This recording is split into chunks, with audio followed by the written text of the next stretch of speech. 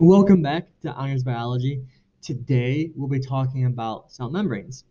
So cell membranes, really this sets us up to talk about cell transport and how stuff can get inside and outside of the cell. But we have to discuss the cell membrane so we have an idea then of how stuff is able to get in and outside of the cell. So the cell membrane serves a couple different functions. First function is that it protects the cell, right? It's this outer casing, it's the barrier, so that helps, so it protects the cell from stuff that may get in and harm the cell. It controls incoming and outgoing substances, right? It can control water, salts, you name it. It has to pass through the cell membrane if it's coming in or going out. Either one, it passes through the cell membrane first, so it controls everything. Three is that it maintains ion concentrations. What that just is saying is that so inside the cell, it has to have a certain amount of sodium, certain amount of potassium, certain amount of iron inside the cell. So to help maintain that amount, the cell membrane helps regulate that. So it helps regulate the amount of sodium inside the cell, helps regulate the amount of potassium, helps regulate the amount of iron inside the cell. So that's what we mean by maintain ion concentrations. It's selectively permeable, which is the big one, which is what makes it really good. And just selectively permeable, it's selective in what it lets in. So it can allow some molecules in, but it keeps others out, which is that big part of helping control incoming and outgoing substances. And all that just helps maintains homeostasis, which is our internal balance. Or all of our bodies, they have a baseline, what's considered normal. If you go to the doctor and they do a blood test, or they do a blood test and they come back, oh yeah, all your levels were good or within the normal range. That's because of the cell. That's because of homeostasis. The cell membrane helps control those levels, make sure they're inside that normal range. Good. So that's the function of the membranes. Let's now talk about what the cell membrane actually looks like. And of course, bringing up our good old friend lipids, and more specifically, phospholipids. So the cell membrane is a phospholipid bilayer. If you remember that from my lipid video, it's a phospholipid bilayer. It's made up of two parts, a hydrophilic head and a hydrophobic tail. If we break down the words, hydro means water, hydrophobic, phobic means fear. So if you have a phobia, you have a fear of, like I am afraid of snakes. So that would be a phobia of mine, would be snakes. So hydrophobic means water fearing. Philic means loving. So hydrophilic is water loving. So the heads of these phospholipids love water, whereas the tails, they do not like water. They hate water. And they arrange in a bilayer, meaning that we get two of them with the phospholipid. So the heads of the phospholipid are pointing to the water because they love water.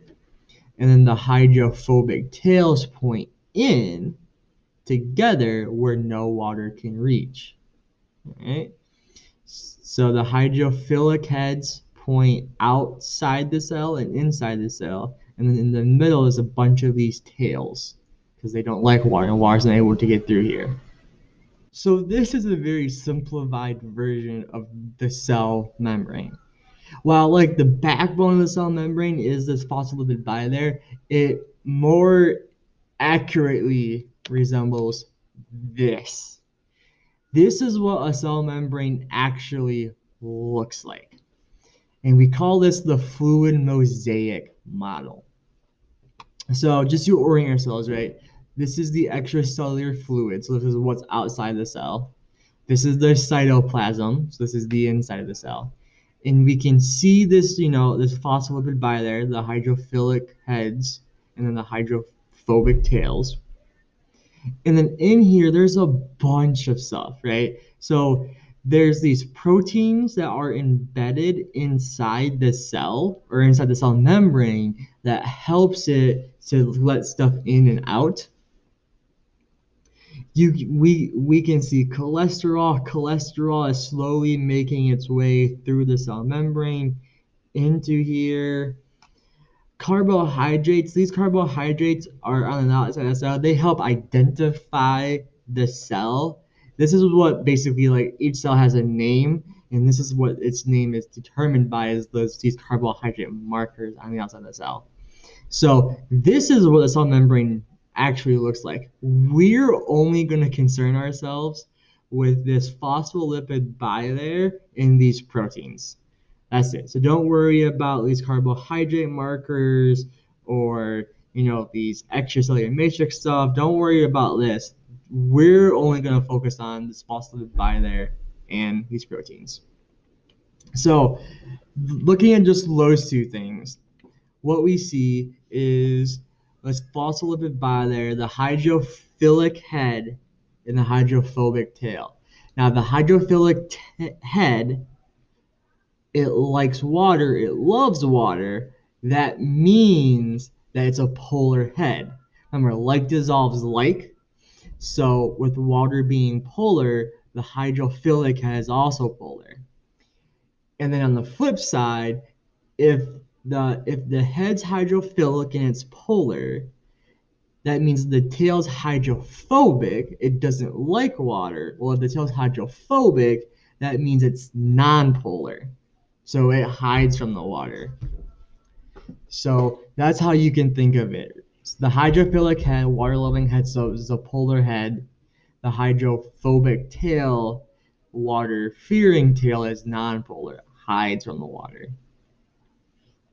And then again, this is another picture of the cell membrane. What I want to draw your attention to here are these proteins. We call these the channel or transport proteins, largely because they have this channel here that helps guide stuff into the cell. All right, and we'll be talking about in the next couple of videos how stuff can get into and outside of the cell. So that's it for the cell membrane. If you have questions, please ask me in class. Other than that, I will see you all next time in class. Have a good one. Bye.